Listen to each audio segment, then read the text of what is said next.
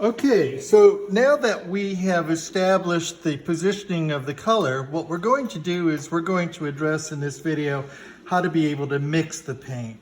Now the thing about watercolor, the thing about acrylic paint is it is not watercolor. And in mixing it, what you want to do is you want to get a good milkshake consistency, not too thick and not too thin.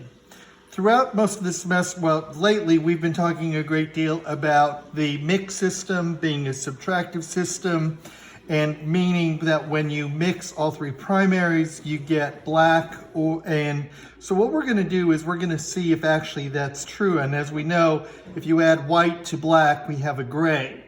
So what I'm going to do is I'm going to attempt to mix two complementary colors together and see if this is so. And I'm gonna also add white to it. So the first thing I'm gonna do is I'm gonna start with my blue, and I'm gonna push the blue into my palette. And you'll notice that I'm swirling my brush around because it's a round brush. What you wanna do is you don't wanna be able to paint it flat. You wanna be able to swirl it and keep your brush perpendicular to a vertical position. Like you don't want it at an angle, and you don't want to push the brush. You want to be able to swirl it around and use your arm in doing that. So I've got a fairly decent blue here, and you want to make sure that it's not too thick where it's dragging on your glass, and not too thin where you could see right through it. So blue and yellow and red, my three primaries, or my magenta, and I'm going to swirl it around my palette. And what it looks like right now is I obviously have a tertiary color. So what I'm going to do is and this tertiary color is predominantly blue-green. The complement of a blue-green is orange, so I'm going to pick up some red, some yellow and some red, which is orange, and I'm gonna neutralize it. By neutralizing, what we're doing is we're killing the color, the hue, and looking for a neutral color.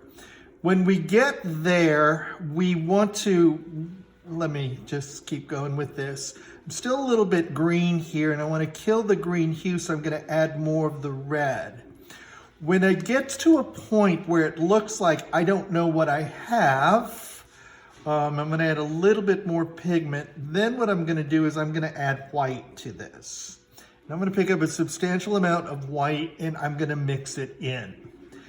Now, what's happening here is I'm getting a fairly dirty color. It's predominantly green right now. So again, I'm going to pick up my red.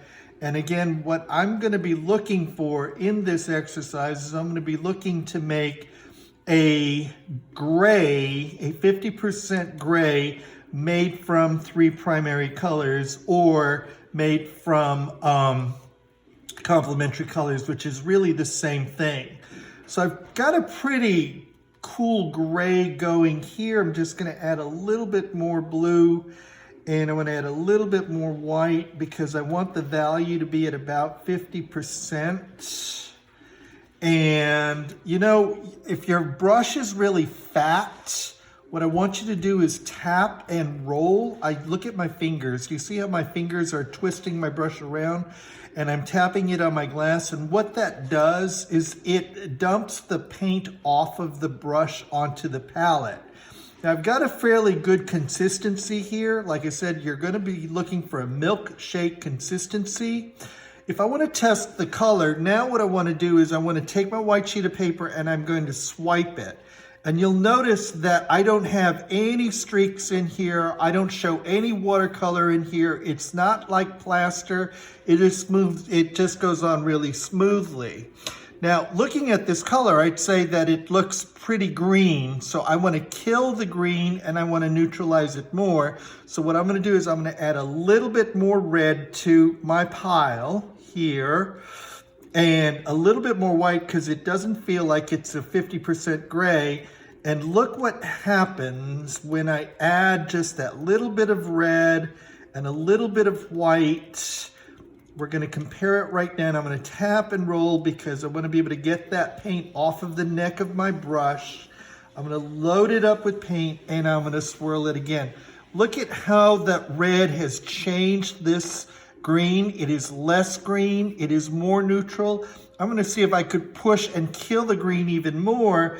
And also I wanna make this a little bit lighter. So I'm gonna add a little bit more white and a little bit more red, and I'm gonna add to this pile of paint here. And notice I'm not using the entire palette. What I'm doing is I'm using only a portion of the palette, because if I add too much red, I could always go back and pick up some of this. But now look what happens when I adding the white and adding the red. There you go. Beautiful job. Now your swatches, these are what the size that your swatches should be. This is the quality of the swatch that you should have. Your goal in today's assignment is to find a perfect gray at 50%.